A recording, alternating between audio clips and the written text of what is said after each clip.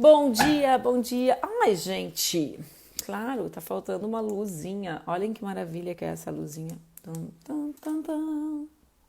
Melhora, né, gente? Sem luz fica difícil. 21 de abril, Tiradentes. A gente vai fazer essa conversa, então, é a segunda tentativa. Vocês sabem toda a instabilidade do Instagram. Hoje, dia de Tiradentes, eu comentava com a galera para que leiam uma matéria da Folha de São Paulo sobre a invisibilidade das mulheres na construção da Inconfidência. Eu vou tentar conectar meu querido amigo, reitor da Universidade Federal de Pelotas. Reitor, eu já falei para ele, acho que ele é o reitor mais jovem da República, porque ele fez 40 anos essa semana e já está há tempo na reitoria. O Pedro coordena esse trabalho epidemiológico, do perfil epidemiológico. Eu posso não falar os termos corretos, porque não é a minha área, eu sou de humanas. Mas acho que... Oi, Pedrinho, bom dia. Bom dia, Manu. Bom dia para todo mundo que nos acompanha. Bem-vindo, bem-vindo. Que felicidade que tu aceitou conversar com a gente. Bem capaz, sempre que convidado, aceitarei conversar contigo. E feliz aniversário, né? Quarentou na quarentena. Tenho vários amigos que fizeram 40 na quarentena. O Duca fez 50 na quarentena, ele tá mais tenso. O Duca está mais perto do grupo de risco do que eu, mas por Mas tá outro bem lado, longe, porque tá isolado. não, e por outro lado eu tô no grupo de risco por causa do tamanho. Deixa eu te dizer, Pedrinho, eu tenho me lembrado muito. Então, como eu apresentei para vocês, o Pedro é reitor da Universidade Federal de Pelotas, né? Pelotas é uma cidade grande aqui do Rio Grande do Sul, uma cidade importante, é uma universidade tradicional. Eu quero que a gente fale sobre o teu trabalho, só que eu fiquei muito nesses dias pensando como que é a vida, né? Porque quando tu foste candidato e te elegeste reitor, tu foi o reitor eleito com a maior proporção de votos de estudantes da história, né? Na universidade. Que tem a ver com a tua juventude, com o teu perfil, com a forma como tu te identifica na luta mesmo com esses estudantes. Mas eu me lembrei de um fato, Pedro, de uma das nossas conversas em que tu me contavas como pessoas que tinham dedicado muito tempo para ti na universidade com relação ao teu perfil acadêmico, como elas não tinham ficado muito felizes com a tua, digamos assim, quando tu migrou para a reitoria.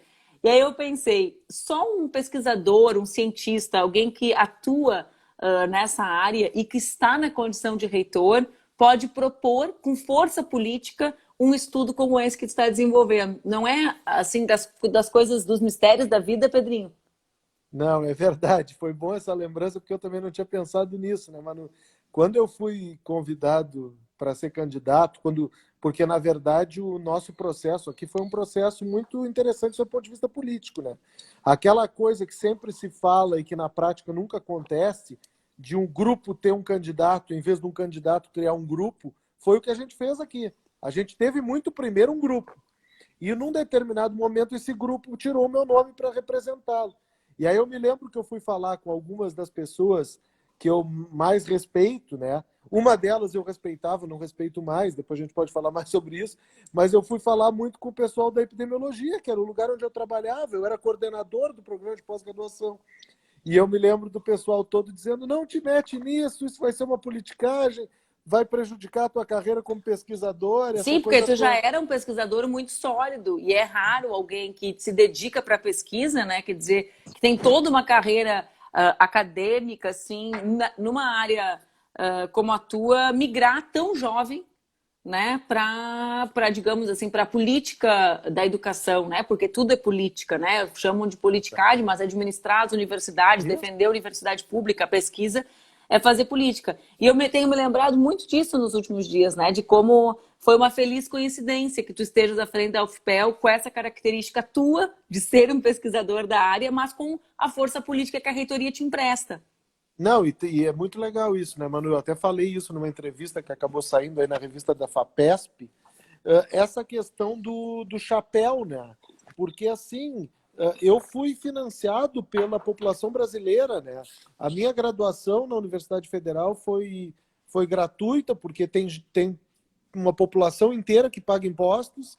Essa mesma população fez com que eu tivesse bolsa para fazer mestrado, bolsa para fazer doutorado. Aí, quando estoura uma pandemia, eu sou formado de mestrado, doutorado em epidemiologia, eu não podia me dar o direito de me esconder, eu era obrigado a agir. E aí eu acabei tendo que misturar, então, esse chapéu de reitor com o chapéu de epidemiologista para sair propondo coisas. E acabou que essa pesquisa que a gente está propondo e que virou uma coisa do Rio Grande do Sul, depois do Brasil inteiro, ela está me fazendo assim também lembrar um pouco o quanto a gente pode realmente fazer diferença no mundo da pesquisa também. Pesquisa Claro. não foi criada para engordar virar livro. Eu falo assim, pesquisa não foi criada para virar livro, né? É para virar livro que transforme o mundo, não é para virar livro empoeirado na prateleira. Não, perfeito, é exatamente o que eu acho. Então, fico muito feliz que tu tenha trazido isso para começar a conversa, porque eu nem lembrava tanto dessa passagem e foi legal que tu lembrasse, porque realmente foi uma coisa que me marcou. Eu sou muito apegada nessas coisas, assim, que é o caminho da vida, dessa parte da... São quase casualidades, né? Que acontecem e que proporcionam mudanças significativas. Pedro, olha só, todas as nossas lives, elas são publicadas depois nas outras redes, elas vão para o Spotify. Então, eu queria que tu explicasse para uma galera que não entende, né, que não é da tua área. Então, se eu tiver com dúvida, eu vou te interromper para ver se é isso mesmo. Mas eu queria que a gente falasse sobre o que é a pesquisa, né? Como que pode, a partir de uma parcela, digamos, pequena numericamente da população, estabelecer um padrão epidemiológico. É assim que fala? Isso. Essa palavra eu já epidemiológico. Isso, então eu queria que tu falasse um pouco sobre isso, para a gente aí sim chegar nos resultados do que a pesquisa apontou para o Rio Grande do Sul. Se eu entendi bem, hoje de manhã eu estava lendo o jornal, eu até ia publicar nas minhas redes agora a matéria, a pesquisa que foi feita para o Rio Grande do Sul será amplificada para o Brasil a pedido do Ministério da Saúde, né? Então, hoje a gente já tem um caminho e um resultado para o Rio Grande do Sul, e esse caminho vai ser aplicado para o Brasil inteiro. Então, o pessoal que não é do Rio Grande do Sul, atente também, porque vai ser isso que vai ser feito a partir do estudo da Federal de Pelotas. Vamos lá, começa do início. Então, como é que a gente faz esse bicho? Então vamos lá, Manu. Eu vou explicar um pouco o contexto, tá? O epidemiologista, que é essa palavra meio estranha, aí, meio ruim de dizer, ele é um pesquisador diferente dos pesquisadores que a gente está acostumado, aquela figura, aquela simbologia que nós temos do pesquisador num laboratório, vestindo um jaleco e olhando para um microscópio. O epidemiologista é o pesquisador da rua.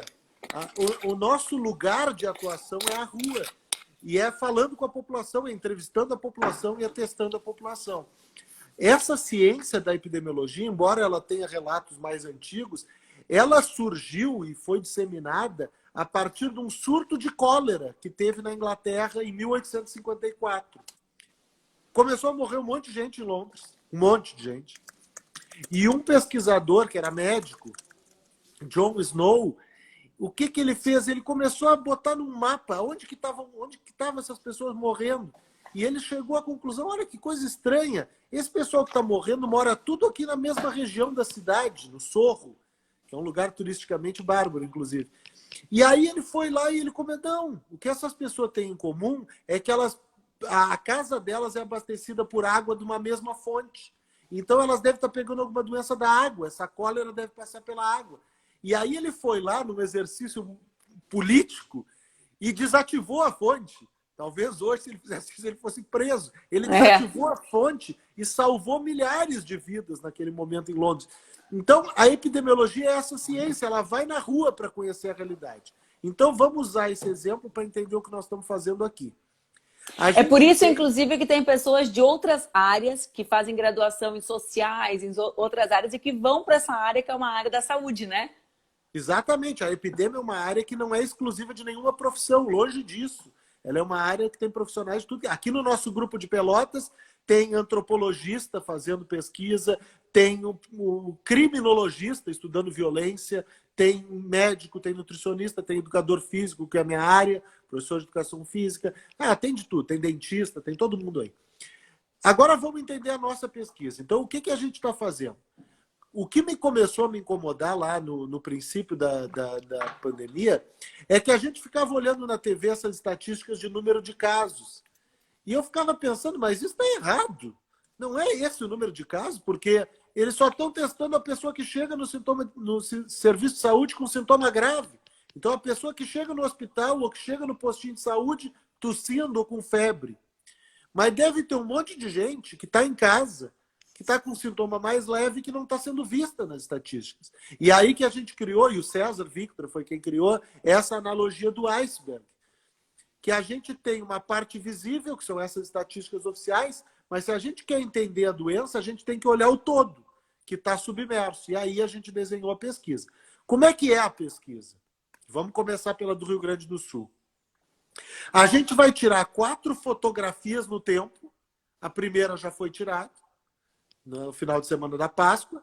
Como se fossem pesquisas eleitorais. Então, a gente tira uma amostra da população para fazer uma estimativa para a população inteira.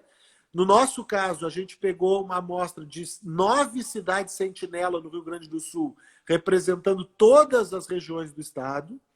A gente vê quanto que tem de coronavírus, né, nessa amostra de 4.189 pessoas e a gente extrapola para o estado inteiro. 2 semanas depois a gente faz de novo. 2 semanas depois de novo e 2 semanas depois de novo. Então, essas 4 fotos, elas vão ser parte... 1 mês e meio, então. 1 mês, e elas vão virar um filme. Esse filme é que vai nos contar quão rápido essa infecção está se espalhando no estado. E esse mesmo modelo o Ministério da Saúde pediu para a gente aplicar para o Brasil inteiro. Então, resumindo de uma forma bem simples, é essa a ideia da pesquisa. O que a gente vai responder com isso?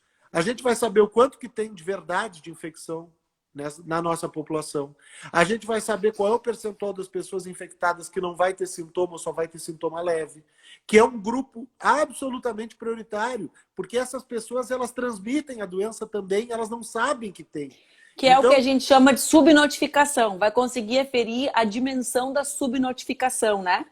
Perfeitamente. E aí a gente vai conseguir saber com uma precisão melhor algumas coisas que estão sendo ditas de forma completamente equivocada. Por exemplo, qual é a letalidade da Covid-19? Letalidade, tu tem que dividir o número de mortes pelo total de casos, e não pelos casos que estão na pontinha do iceberg. A gente vai poder responder com mais precisão... Que só quem sabe hoje no mundo é Coreia do Sul e China que fizeram testagem em massa. A Alemanha também fez, China né? Não. China não. A Alemanha fez testagem em massa também, né? Coreia do Sul, Islândia, uma cidade na Alemanha, agora tem 2 cidades nos Estados Unidos, o Rio Grande do Sul. Então, assim... Mas, assim, nesses lugares, porque o padrão epidemiológico ele é construído a partir dessa testagem, né, Pedrinho? É isso? Isso, tá. Exatamente. A Áustria fez também, esqueci de falar que a Áustria também fez. O estudo da Áustria é o mais parecido com o nosso, aliás, muito bonito o desenho. Então, assim, com isso a gente vai saber responder essas perguntas reais, do mundo prático. Por exemplo, é hora de construir mais hospitais de campanha em Porto Alegre, ou em Pelotas, ou em outro lugar? Ou é hora de fazer mais leito de UTI? Ou é hora de parar de fazer leito e comprar respirador? Ou é hora de comprar mais testes e começar a devolver a população gradativamente para o mercado de trabalho?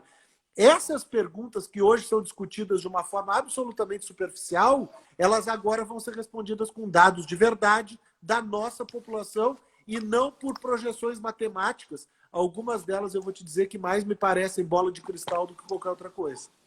O que aponta, digamos assim, só para eu entender e esclarecer, a gente só vai ter o padrão real quando virar o filme, né, Pedro? Porque a gente está...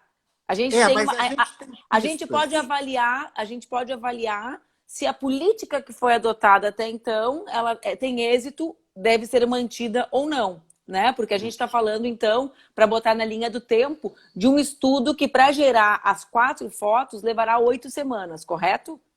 Entre a primeira... Isso. Exatamente. É isso, né? Então, são verdade... 2 meses para ter o padrão. 45 dias, né? Porque não tem 2 semanas antes do primeiro estudo. Ah, tá. Então, tá no certo, total, perfeito. é isso aí. Mas, na prática, é isso. Para a gente poder ter uma avaliação concreta, a gente precisa do filme todo. E isso é uma coisa que eu quero já falar aqui no começo da live, Manu, porque, assim, ó, tem sido feita alguma confusão entre o resultado da pesquisa e as políticas que estão sendo adotadas pelos governantes. Isso que eu queria te perguntar. Isso não pode ser feito, não, de jeito nenhum. A nossa pesquisa, a primeira fase aqui no Rio Grande do Sul, ela apontou que o coronavírus está em estágio inicial, que tende a crescer e que tem muita subnotificação.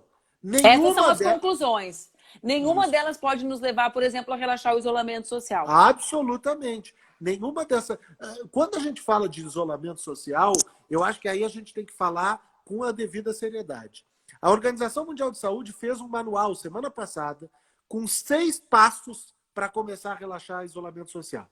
Quando esses 6 passos estiverem preenchidos, a gente pode começar a pensar em relaxar. E aí é o caso assim, de Wuhan, na China, e alguns lugares na Itália, que já atingiram 4 ou 5 desses passos, talvez 6.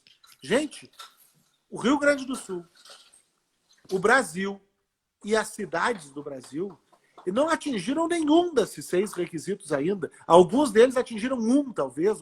Então, assim, não tem nenhuma evidência científica nesse momento que justifique o relaxamento das medidas de distanciamento social. No mesmo dia que nós publicamos os resultados da primeira fase, nós botamos uma nota no nosso site da epidemiologia dizendo que os resultados da nossa pesquisa não sugeriam que deveria ser relaxado o distanciamento.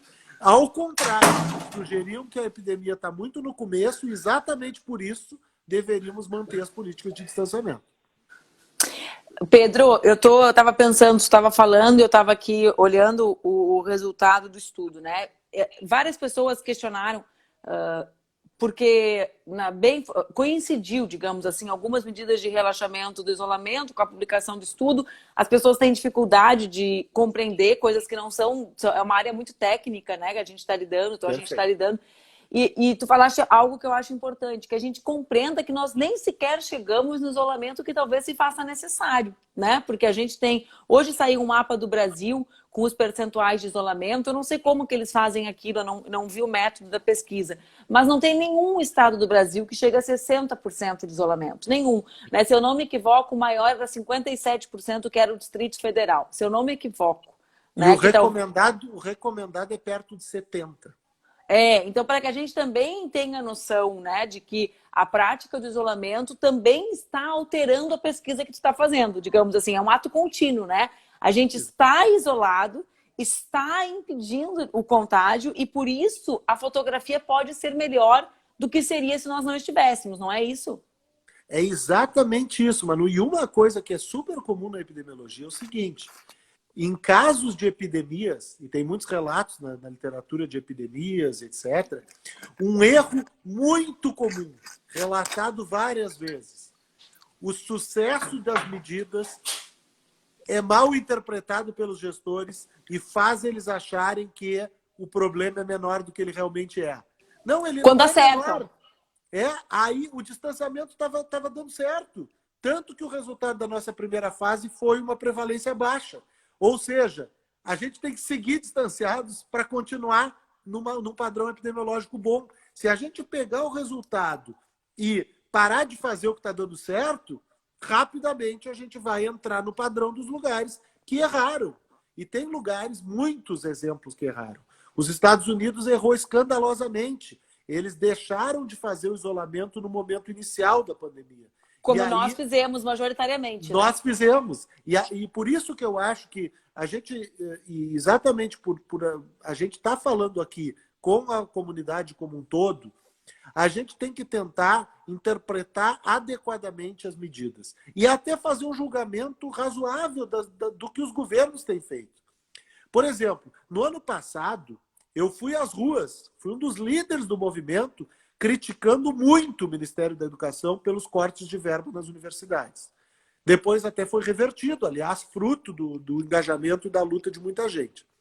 Agora, nesse ano, tu não visse nenhuma manifestação pública minha criticando a postura do Ministério da Saúde sobre o enfrentamento da pandemia. Porque o Ministério da Saúde vem enfrentando de forma adequada a pandemia. Claro que, eventualmente, tem alguma ação que eu posso discordar, ou outra. Isso faz parte de qualquer política. Agora, em linhas gerais, o Ministério da Saúde vem enfrentando bem a pandemia e eu espero que com a troca do ministro não se interrompa. Então, assim, é até para deixar claro que nós não estamos tratando aqui de uma crítica pela crítica. Ao contrário, quando as coisas estão sendo feitas de forma adequada e baseada em evidência científica, nós estamos aplaudindo. E o Ministério da Saúde do Brasil, nesse momento, vem trabalhando adequadamente no enfrentamento. Infelizmente, nem todos os governantes seguem esse padrão. E acho que o exemplo principal são as manifestações públicas do presidente. O presidente tem prestado um desserviço, eu não diria que é só um desserviço à população, é ao próprio Ministério da Saúde. O Ministério da Saúde tem feito um belíssimo trabalho, e aí, claro que quando o presidente da República faz algumas das...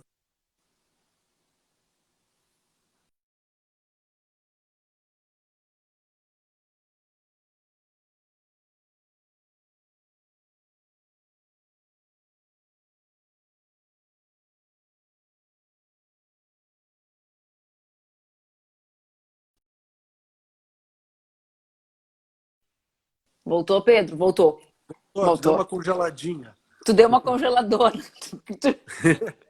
Pedro, eu tenho várias perguntas aqui, eu queria te fazer algumas delas, pode ser?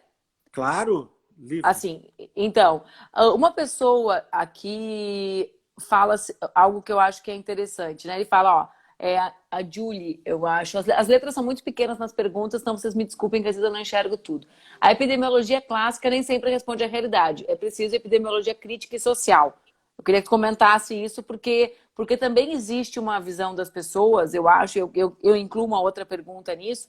Quando o Brasil é um país diferente dos outros países, né? Porque os grandes conglomerados urbanos aqui representam talvez o nosso maior desafio, por inúmeras questões, né? Pela fragilidade do mundo do trabalho, então a maior parte dos trabalhadores nós precisamos garantir proteção social para garantir o isolamento social, né? Então a gente precisa de assistência, precisa de renda básica, precisa de cesta básica, enfim, para garantir a dignidade para não criar uma contradição entre fome, necessidade e isolamento.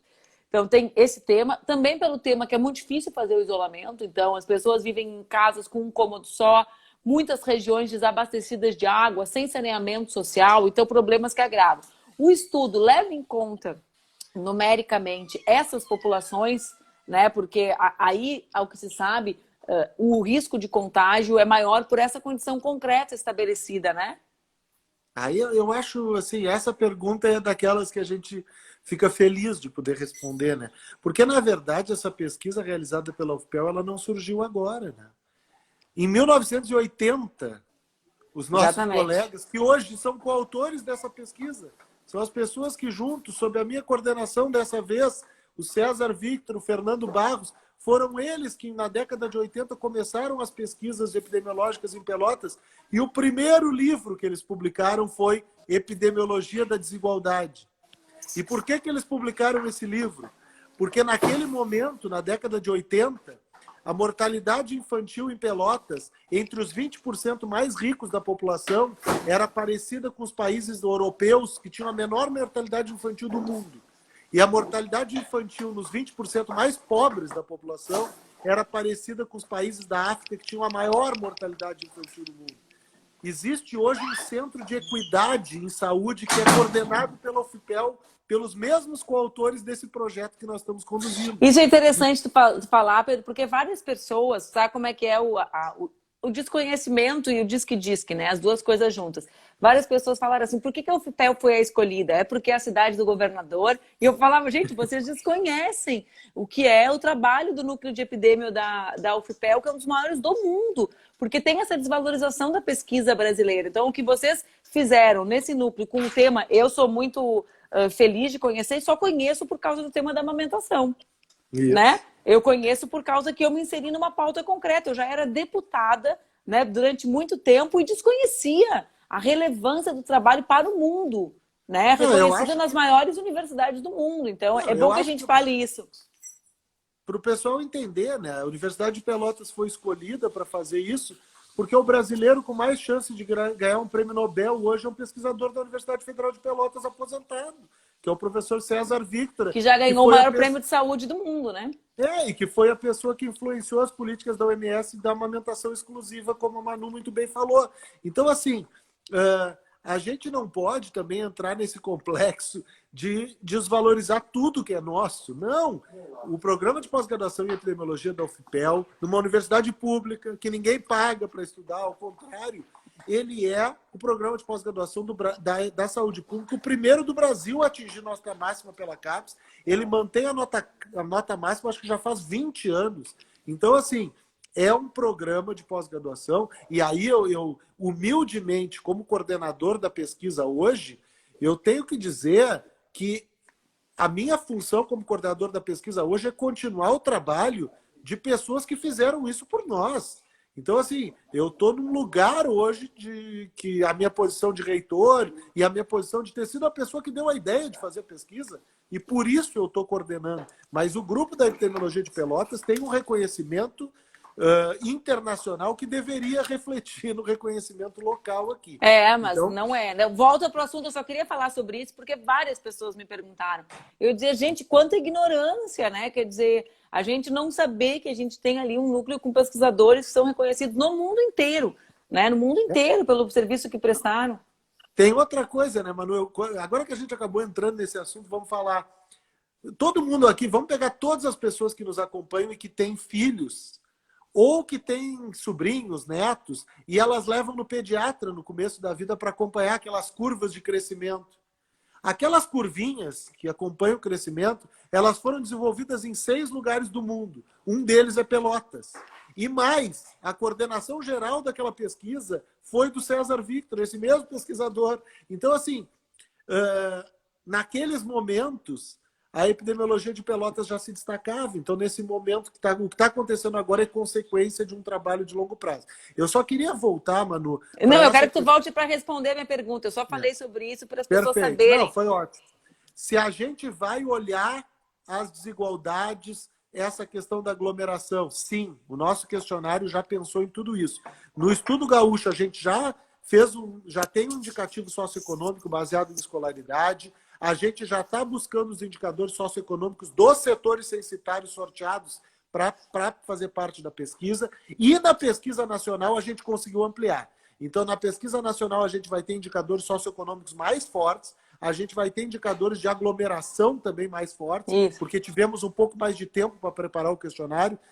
E pode ter certeza que um dos enfoques das nossas análises vai ser o enfoque da desigualdade, porque todas as pesquisas que a epidemiologia da UFPEL faz ao longo dos anos, ela sempre tem esse olhar da desigualdade. Por quê? Porque o nosso país é um país que tem muita desigualdade. Seguindo as minhas perguntas, Pedrinho, olha que bonita essa aqui. Acho que é a Heloíse. Ela manda, em pleno domingo de Páscoa, uma colega estudante batia na porta para fazer o teste. Estou com muito orgulho da UFPEL.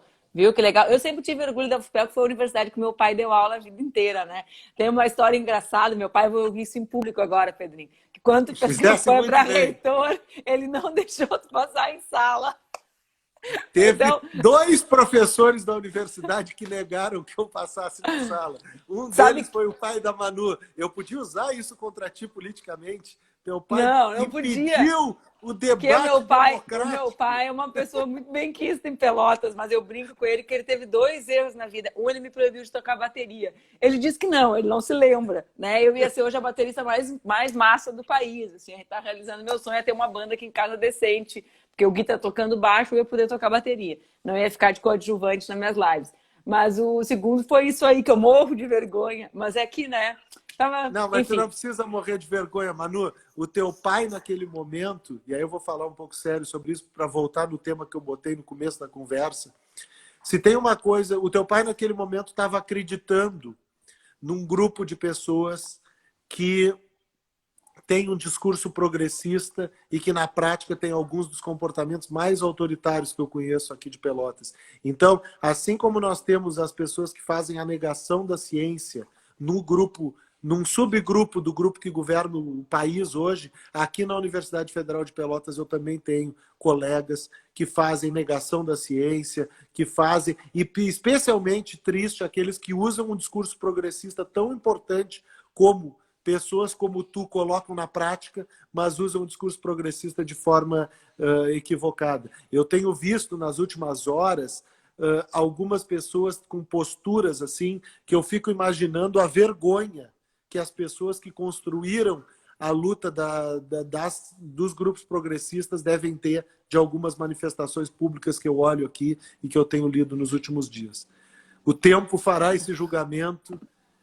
Tá dito, mas o teu pai não tem nada a ver com isso. Teu pai é um ótimo profissional, todo mundo elogia ele. Se aposentou, eu achei que ele ia Eu achei que ele ia ficar. Ele deu a vida inteira pela UFPEL. Então, a UFPEL, para mim, tem sempre essa carga. Era o trabalho do meu pai, né? Então, eu fico emocionada por ser universidade pública, mas também a gente carrega essas coisas pessoais da nossa história, né, Pedrinho? Fico mais feliz porque eu sei como ele amou dar aula nessa universidade. Pedro, tem uma pergunta aqui que eu acho que é legal que a gente responda.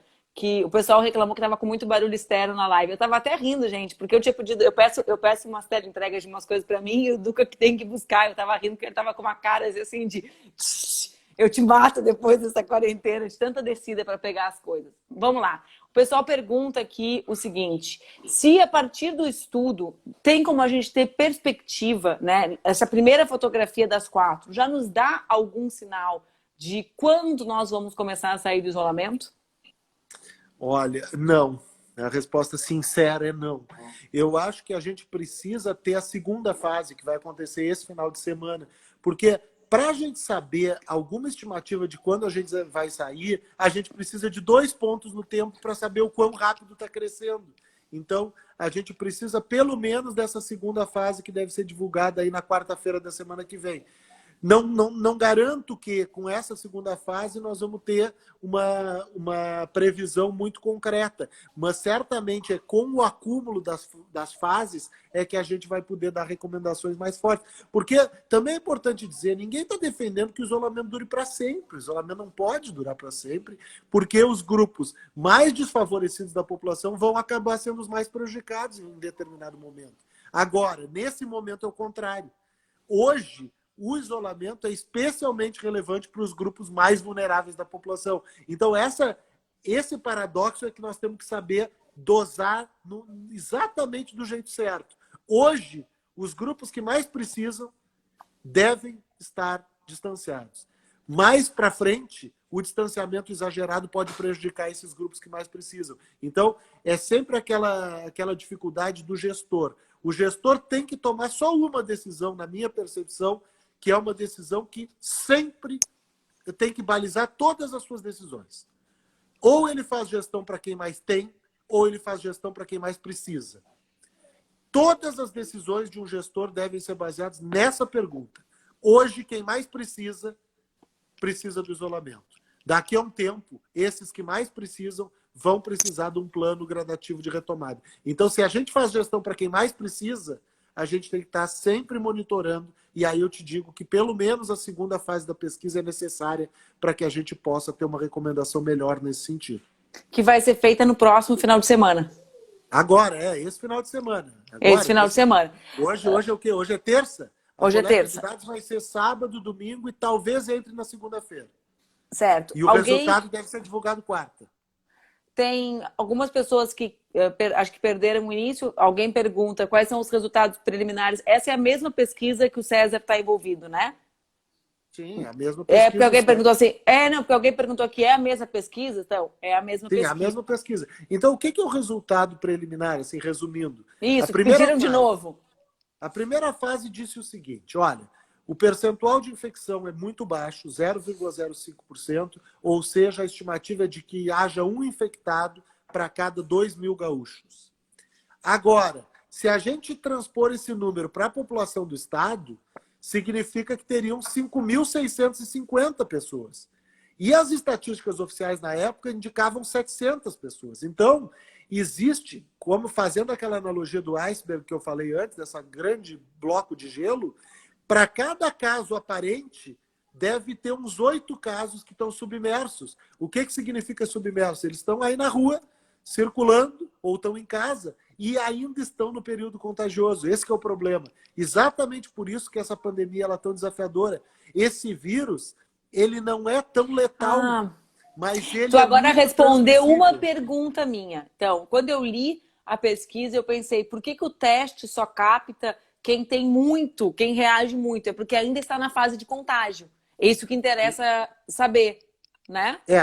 Isso. Na verdade, assim, ó, o nosso teste que a gente está aplicando, que tira uma gotinha de sangue da ponta do dedo, ele é um teste que detecta anticorpos.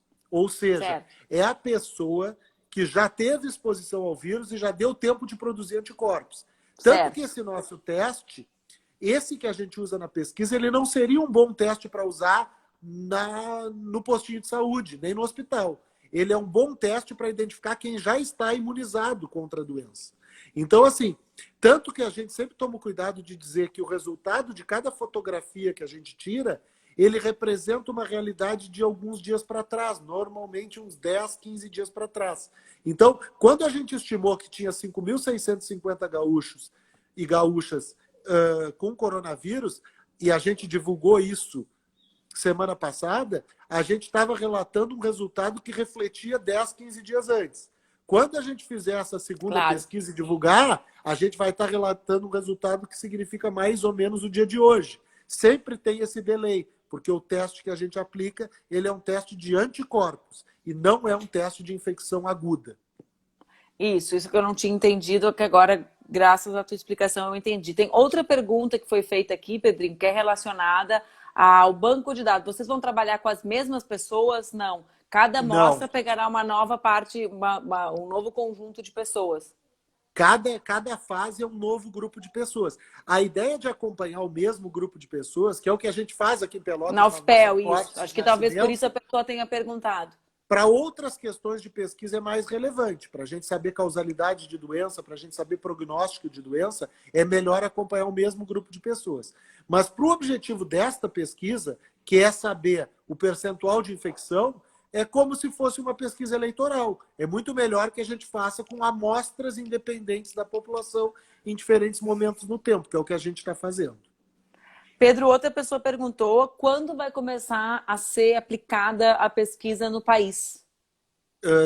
No finalzinho dessa semana ou começo da semana que vem vai ser a primeira fase. Inclusive, em todas as regiões. 133 cidades em todos os estados da federação. Assim, ó, inclusive tem a possibilidade de as duas equipes estarem em campo ao mesmo tempo. Porque essa pesquisa do Rio Grande do Sul, a fase 2 vai ser esse final de semana, sábado, domingo e segunda.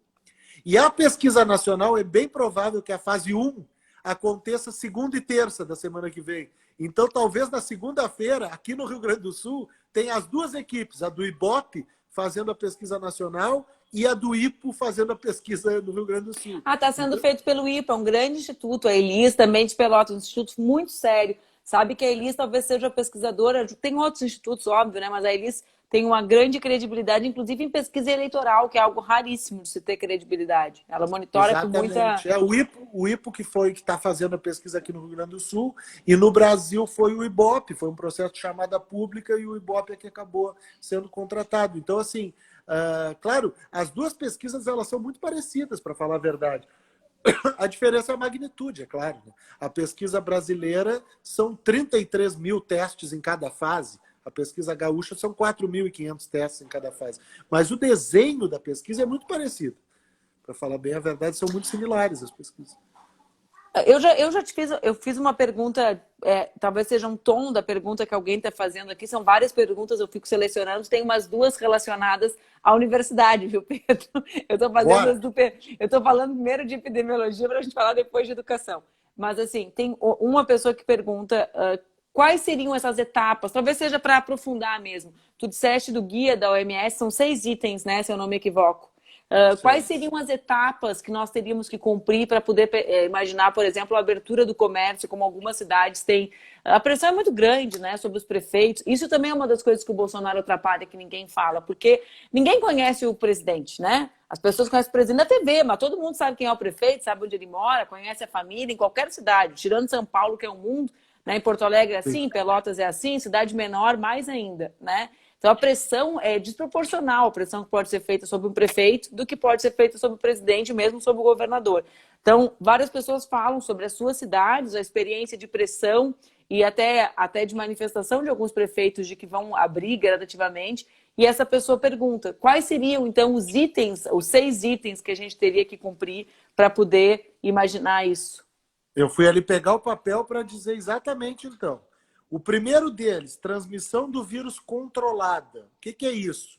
Isso cientificamente é expresso pelo número que a gente chama do R0, que é o quanto cada pessoa contaminada é capaz de infectar outras pessoas. Então, o vírus tem que estar num estágio em que a gente tem capacidade rápida de testar e isolar rápido os contaminados. Segundo, sistema de saúde com capacidade de detectar, testar, isolar e tratar todas as pessoas com Covid-19 e seus contatos mais próximos. Esse é o mais difícil.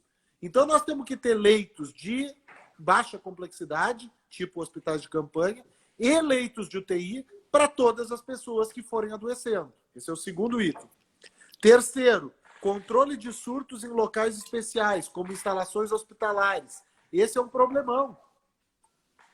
A gente sofre com dificuldade de EPI, com dificuldade de controle nos ambientes hospitalares. Para a gente relaxar o distanciamento social, os nossos ambientes hospitalares têm que estar bem controlados. Quarto, medidas preventivas de controle em ambientes de trabalho, escolas e outros lugares onde as pessoas precisam ir. Então, tu tem que ter um plano muito organizado nas empresas e nas escolas, universidades, para evitar que sejam pontos de contato. Quinto, manejo adequado de possíveis novos casos importados. Porque a doença começou com casos importados, mas depois ela volta com casos importados, que é o Claro! exemplo da China. Então, porque não vai botar tu não vai poder fechar o país. Isso é um dos temas que não se percebe quando se boicotam as ações de isolamento, né? Porque pega o caso da Argentina. A Argentina está conduzindo super bem. Bom, se a gente não conduzir da mesma maneira, não vai poder entrar brasileiro lá.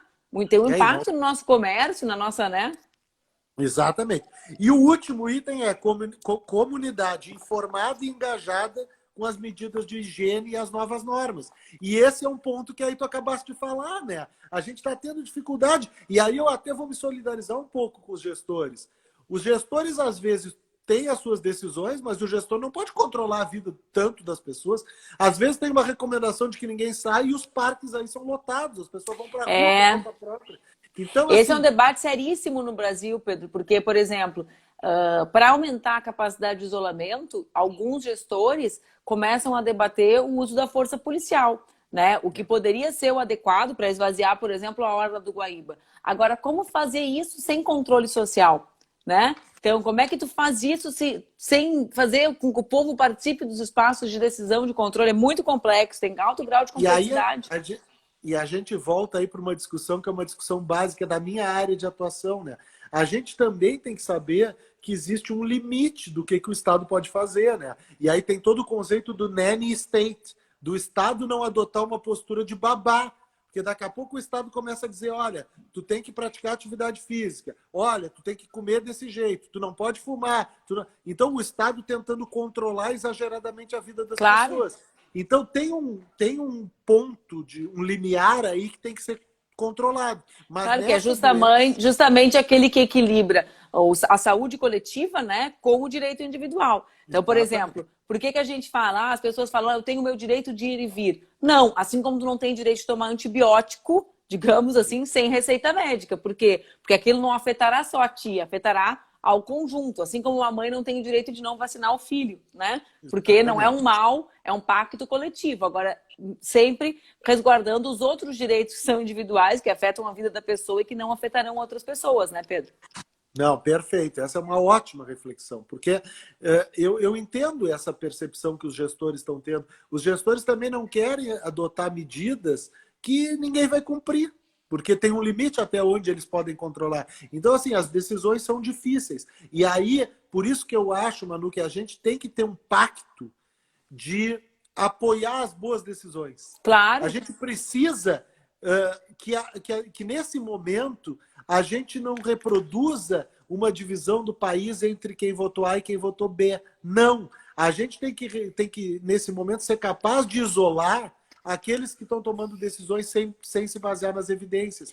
Sabe que a primeira coisa que eu fiz, Pedro, foi escrever uma carta para o Marquesan e para o governador Eduardo Leite, dizendo, olha, eu defendo o isolamento como vocês, se precisarem, contem comigo para essas ações.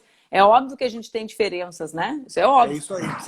Mas a defesa do isolamento social como parte da estratégia, ou o centro da estratégia, uma pena que o Brasil também tem perdido muito tempo, Pedro, no debate sobre o isolamento. Porque a gente precisa avançar sobre o debate de outras coisas, são os leitos, os hospitais, a busca de respiradores, testagem em massa, as medidas de proteção e assistência social, que são as que mais me preocupam, porque o isolamento ele não é que o presidente diz, economia e saúde. Não, a gente precisa garantir condições para que as pessoas se isolem, porque essa longevidade que tu aponta, que são pelo menos mais 6 semanas, né? Ela faz, as pessoas têm fome. Então, sem assistência social num país como o nosso, que é desigual, não se sustenta. Só que a gente tem perdido muita energia defendendo o isolamento, que é um consenso global que o presidente advoga contra, né? Então, mas tu tá certíssimo, a gente tem que ter uma frente de salvação do país, né?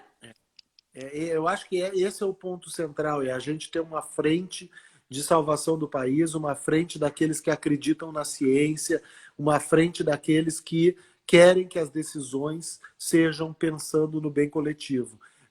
Para que a gente consiga isolar aqueles que estão pensando diferente disso, porque aqueles que estão pensando diferente disso, eles estão perto de nós.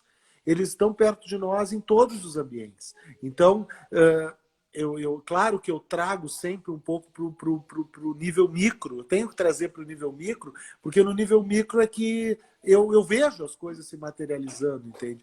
Eu vi ontem um colega da minha universidade criticando a pesquisa, porque a pesquisa não deu o resultado que ele queria que desse. Aí eu fico pensando, olha, colega, talvez o senhor não tenha entendido que a gente não faz pesquisa começando pela conclusão, a gente faz pesquisa para buscar uma resposta. Então, assim, essa negação da ciência, que é refletida lá fora, lá em cima, nas ações do presidente da República, ela está perto de nós. E isso que nós temos que controlar. Nós temos que saber identificar e disseminar as boas práticas em todos os ambientes. E não só no macro, mas no micro também. Pedro, eu vou fazer a última pergunta sobre a pesquisa, que eu estava olhando agora, tinha 20 e poucas perguntas. Uma parte nós já respondemos, depois vocês podem ver, vai estar no Spotify, no YouTube, no Facebook, aqui no Instagram, vai estar, todo mundo consegue ver. A pergunta é bem simples. Quando tu te referes a assintomático, tu te referes ao período que está incubado, a pessoa fala que o vírus está incubado, ou a pessoa que está doente e que não manifesta simplesmente? Não, eu estou falando mais especificamente desse segundo grupo. Porque tem um percentual grande das infecções pelo coronavírus que a pessoa não vai ter nenhum sintoma. Ou que serão muito leves, né? Ou muito leves que a pessoa nem vai notar. E especialmente criança, isso acontece muito. Os relatos da literatura mostram que, eu diria ali do grupo dos 2, 3 até os 20 anos, a grande maioria das pessoas que são infectadas pelo vírus não vai ter nada. E aí essa pessoa é engraçado, porque é o grupo que está mais livre do risco individual. Mas talvez seja o grupo mais perigoso na pandemia. Porque é o grupo que não vai notar que vai ter sintomas e vai estar passando para mais um monte de gente. Então, quando eu falo do assintomático... Por isso, a importância do não aula. Exatamente. Né? Tanto que isso aí, Manu, é uma coisa que eu tenho dito também. Muitas vezes as pessoas têm tentado vincular os resultados da pesquisa com decisão de gestores. Olha, não tem como fazer, os gestores foram eleitos para tal e eles têm o direito de tomar suas decisões, eles podem ouvir a opinião dos pesquisadores, mas a decisão é deles. Mas eu também sou gestor. Existe uma decisão que cabe a mim. Quando que eu vou determinar o retorno das atividades acadêmicas? Tem essa pergunta aqui. Quando que vai... Olha... Eu ontem já me manifestei no Facebook. Certamente, até o final do mês de maio, não vai ter nada. Claro que a gente vai fazendo os anúncios oficiais no comitê, etc. Mas não vai ter nada. No cenário atual, não dá para pensar em aula numa universidade pública até o final do mês de maio. Vai ser no começo de junho? Não sei, talvez seja um pouco mais para frente. Então, assim, na decisão que cabe a mim, ela já está tomada. Nós não vamos ter aula, não vamos ter aglomeração, não vamos ter relaxamento de distanciamento social antes do final do mês de maio. Se isso vai ser reproduzido nas decisões de outros gestores que foram eleitos para tal como eu fui, aí é uma pergunta que não cabe a mim.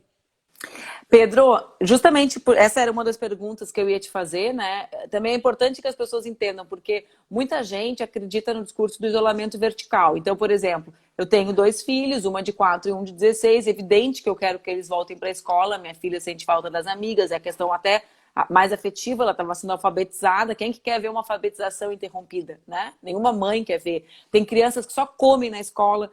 né? O Guilherme ia fazer intercâmbio, não vai fazer esse ano. Então, óbvio que os sonhos da minha família passam por isso, como os teus. Voltou, minha filha. Falei dela, ela veio. Tem que subir para ele te ver, filha. Ó, Oi, Laura! Tudo bom? ela não tá te ouvindo porque eu tô com fone. Ele me perguntou se tá bem. Tá bem? Sim. Tu ouviu? Então tá bom. Manda um beijo pra ele que tá muito Beijo. pesada. Tá, Você tá então, muito bonita. ele falou que você tá muito bonita. Muito arteira. Tá, desce que tá acabando aqui, senão eu vou perder meu tempo, são só 5 minutos que eu tenho.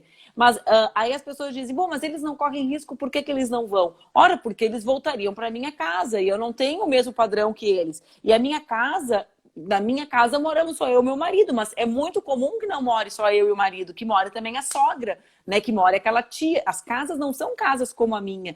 Então as pessoas, elas são muito ensimesmadas para refletir sobre a política geral, né, Pedro? É exatamente isso. E a política geral, ela tem um foco que não é por acaso nas escolas e nas universidades, porque estes são lugares de grandes encontros e de pessoas, especialmente nas escolas, que moram ou que dependem de assistência de outros grupos. Então, por exemplo, vai voltar algumas atividades no comércio, tá bem, mas aí se as crianças tiverem que ficar com os avós, a gente está criando um problema. Então, Claro. assim, a política ela tem que ser pensada com o devido cuidado. Nós estamos num momento diferente da nossa história. A gente tem alguns motivos para acreditar que o Brasil tem acertado mais do que errado, mas a gente não pode relaxar e cometer esse erro que eu falei lá atrás.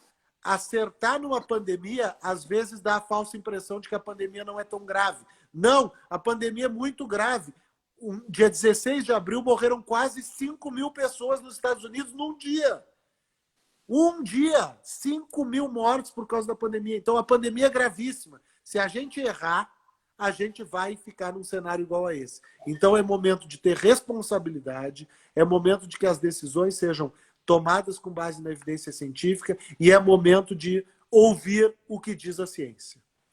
Pedro, a gente tem mais uns 4 minutos de live, porque o Instagram ele corta com exatamente 1 hora, né? Eu brinco com as pessoas que é a ficha caindo, sabe? Que a ficha cai pro planeta inteiro. Tem uma pergunta que eu quero que seja a pergunta final, se tu achas que a universidade pública, né, e a produção de ciência, que no Brasil é feita, a ciência básica, majoritariamente na universidade pública, se elas sairão mais valorizadas desse momento da história que a gente está atravessando.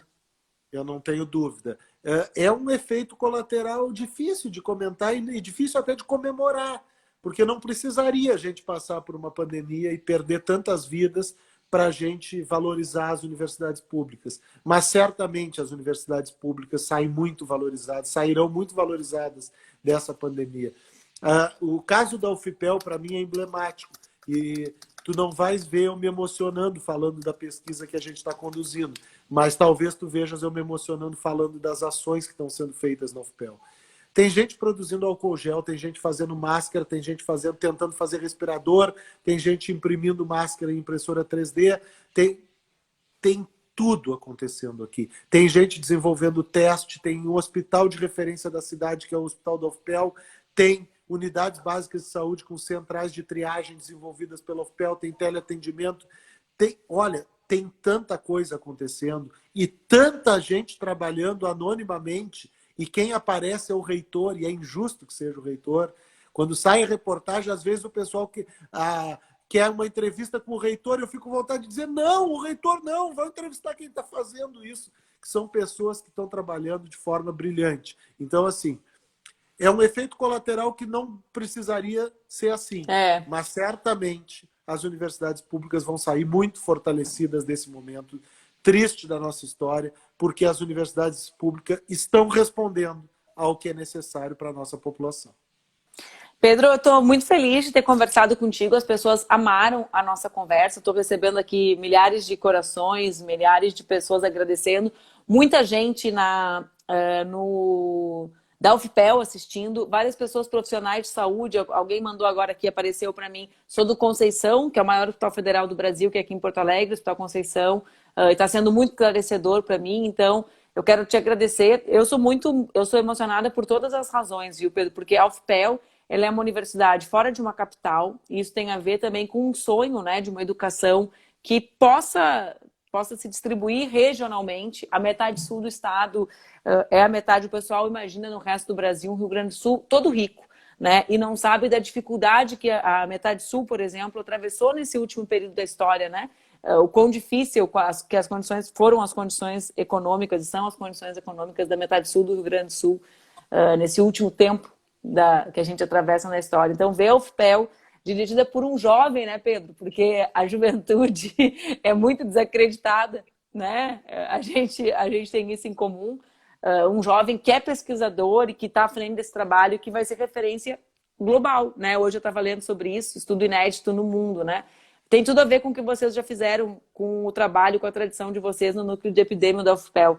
Um amigo meu mandou aqui, nossa, que foda a UFPEL, eu nem sonhava, né? E é um amigo meu que é pesquisador, que produz também ciência no Brasil, ou seja, as pessoas também conhecem a relevância da pesquisa, né? Que não está sendo feita de última hora. Fosse feita de última hora não ia dar certo, é porque existe o núcleo, né? Existe o núcleo, a capacidade está instalada e está produzindo. É por isso que ela pode migrar para o que precisa na hora que precisa, né? Então, muito obrigada. Obrigada pelo que tu tem feito com o núcleo de vocês, desde sempre, né? E agora, nesse momento tão importante para o nosso país e para o mundo. Olha, Manu, eu que agradeço a oportunidade. Eu não paro de ver os coraçãozinhos aqui. Eu não tenho Instagram, então eu não conheço bem o Instagram, mas eu só sei que não para de chegar coraçãozinho. E agora veio uma mensagem que a Anitta entrou com o vídeo ao vivo. São as duas informações que eu estou tendo. Mas eu, assim, os meus adversários são sempre assim. Anitta, eu marquei uma hoje com o Boulos, às 6h30, e me falaram, pô, na hora da live do Raça Negra. Aí eu falei, vou cancelar, eu também quero curtir o Raça Negra. Mas assim, ó, falando sério sobre a UFPEL, obviamente que eu fico muito feliz com as tuas palavras. Tu sabe que essa admiração é mútua, tu sabe o quanto eu acredito no teu jeito de fazer política, na tua forma de ser aberta ao diálogo, de querer que as ideias do campo progressista sejam implementadas, mas que sejam implementadas de uma maneira suave, de uma maneira dialogada e não de uma maneira autoritária. Então, assim, é um grande prazer ter participado dessa live.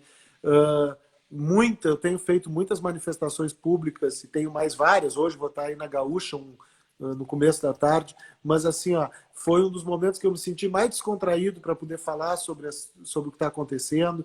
Me senti contente de relatar e com muito orgulho da universidade. Eu acho que isso é importante. Existem aqui 20 mil alunos, existem aqui 2.500 trabalhadores, mais 2.000 terceirizados, contando os do hospital, e essas pessoas realmente estão fazendo a diferença na vida de muita gente. Então, vida longa à universidade pública, vida longa ao ensino público nesse país, e espero que a gente volte a fazer uma live, e já fica o convite, de novo no Instagram, mas aí talvez até lá eu já tenha uma conta. Pior eu que seguia um Pedrinho Alau e não era tu. Não sou eu. E que a gente possa depois fazer uma live refletindo sobre o que a gente aprendeu com esse momento tão difícil da nossa história. Fica aí um abraço. Eu vou te deixar o convite para fazer de 2 em 2 semanas a conversa apresentando os resultados, porque no final de cada live dessas, Pedro, tanto quem está assistindo ao vivo como quem assiste depois nas nossas redes, a gente atinge alguns milhares de pessoas. Então, é muito legal se tu puder fazer, se alguém da equipe puder fazer, viu? Certamente. Faz o teu canal de Instagram, que senão a Aline não vai nos aguentar, porque a gente vai ficar usando o canal dela de 2 em 2 semanas. Deixa um beijo para o Gui, para o Duque, para a Laurinha, e muito obrigado, foi um prazer participar. Tamo junto. Valeu. Um beijo. Fica com Deus. Fiquem com Deus. Um beijo para a Aline. Até mais. Bom trabalho.